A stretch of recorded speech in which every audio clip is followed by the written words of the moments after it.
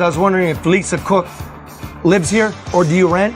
No, we're just waiting to see. We'll have to. You remember last week when I knocked on Federal Reserve Board Governor Lisa Cook's door in Ann Arbor?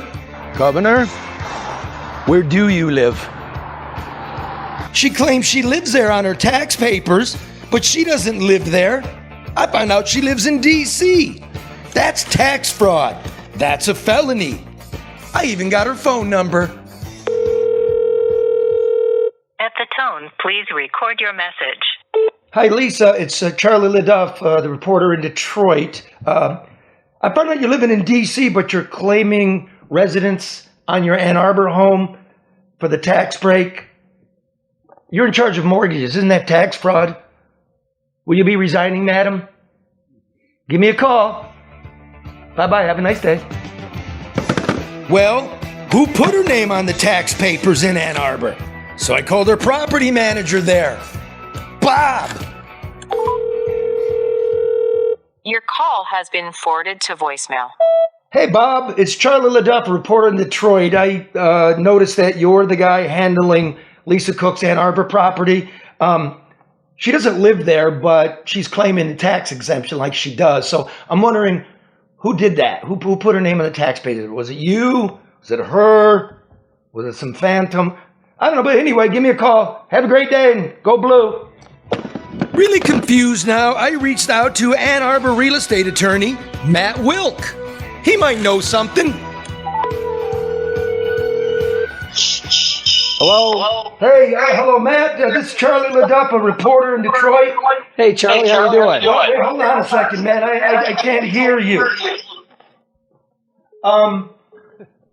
Is that fraud, what she did? Absolutely, it's fraud. And how much is she saving by ripping off the taxpayers? She's ripping off the taxpayers to about $2,800 a year. For the taxes, and then what about the mortgage? How much does she save on cheating on that? Mortgage about $3,000 a year. So about $6,000? About $6,000 a year. And it makes no sense at all.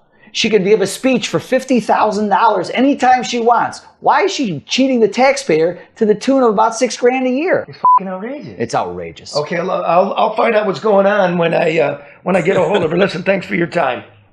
Thanks. Bye-bye. Bye-bye. What's up, brother? Morning, Charlie. Mark Brewer, former chairman of the Michigan Democratic Party. Are you also a delegate to the DNC? I was when I was party chair, Charlie. Not anymore. Is this some breaking news? Did you quit the Democrats? No, I'm still very much a Democrat. Represent Democrats, vote Democratic, but I'm not a party officer anymore. Thank God he's like the only Democrat that'll talk to me. All right. Depends on the questions, Charlie. There's breaking news on that, which is the federal district court judge said that Trump does not have cause to fire Federal Reserve Governor Lisa Cook. You're a lawyer. Does that make sense to you? No, I think it does. All of what Trump is doing, attacking Lisa Cook, is all designed so he can take control of the Federal Reserve because he's upset that they won't drop interest rates and artificially boost the economy to boost his presidency. So that's the bigger picture of what's going on here. People should absolutely obey the law, but the law should be enforced equally. If there are other people who have committed mortgage fraud, they should be prosecuted too. 100%. So we'll let this play out in court.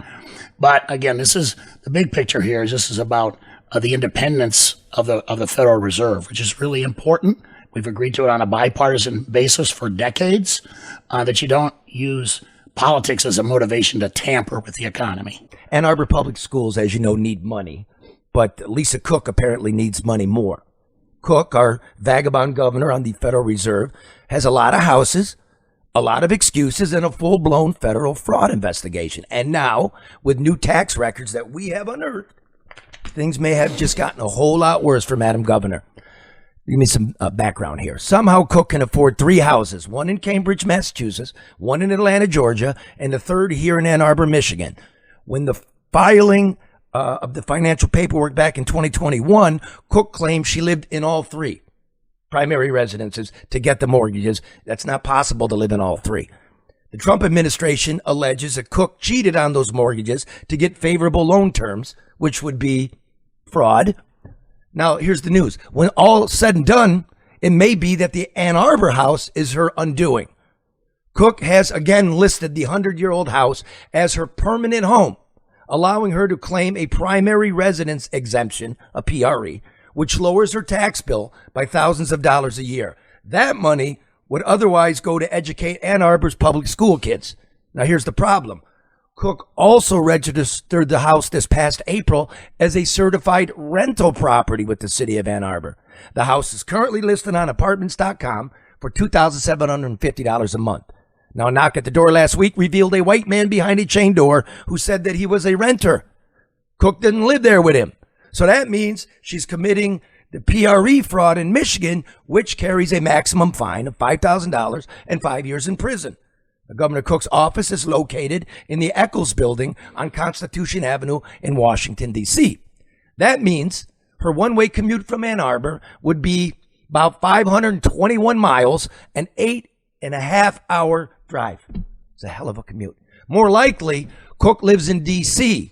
A public record search by my friend who's a private investigator shows that a Lisa D. Cook, age 61, is living in a luxury apartment building for the past 3 years. It's along the Potomac River, beautiful views, is in walking distance of the Federal Reserve. The apartment building boasts expansive views and, yes, a rooftop pool.